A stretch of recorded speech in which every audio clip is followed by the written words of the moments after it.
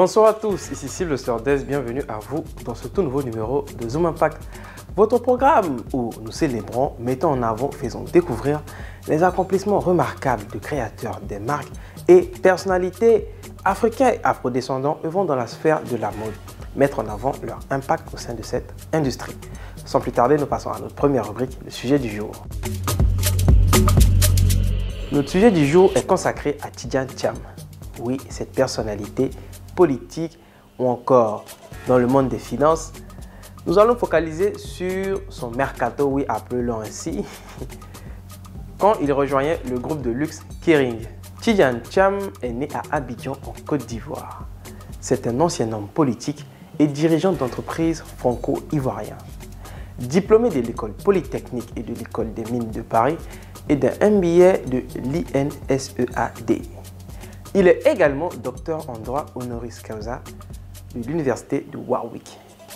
Tidjane Thiam a occupé le poste de directeur général de Crédit Suisse entre juillet 2015 et février 2020.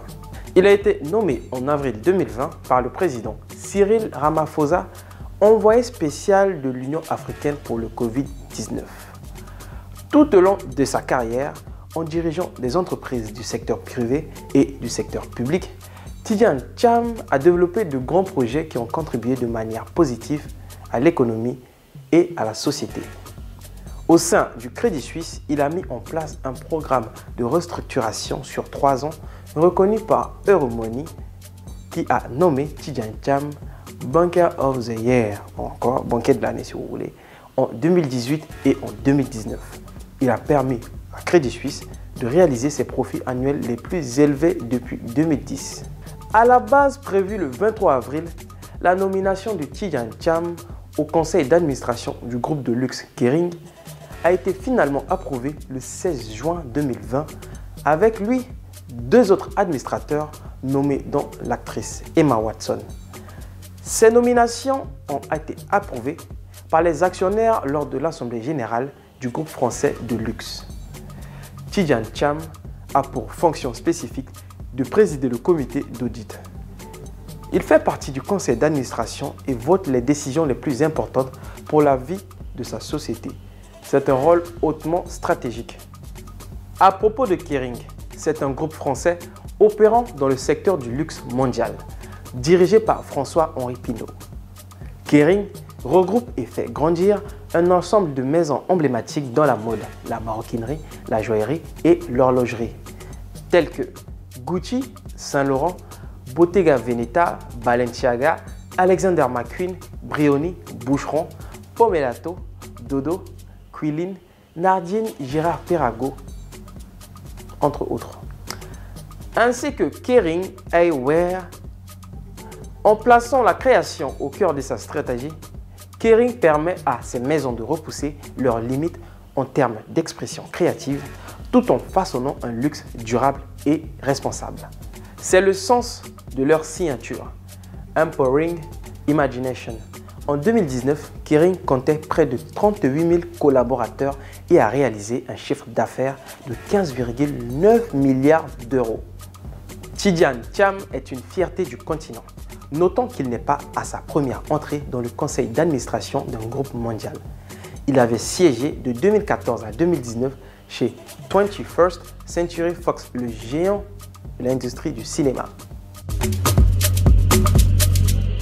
Le terme du jour dans la Lexique Mode, votre rubrique pour tout savoir sur le vocabulaire de la mode, est le flagship. Le mot flagship, cela donne vaisseau amiral dans une traduction assez littérale. Vous vous demandez très certainement de quoi on parle, mais pas de panique, il s'agit d'un terme que l'on retrouve très souvent dans le monde de la mode et même du luxe pour désigner la boutique principale d'une marque. Un flagship store se veut être la vitrine de la marque. Par exemple, Louis Vuitton a son flagship sur les Champs-Élysées. Pépite du web, notre pépite aujourd'hui est Paola Audrey Dengue. Elle est une entrepreneure, consultante en marketing éditorialiste, cofondatrice de Fascist Black, un média de référence en matière de mode.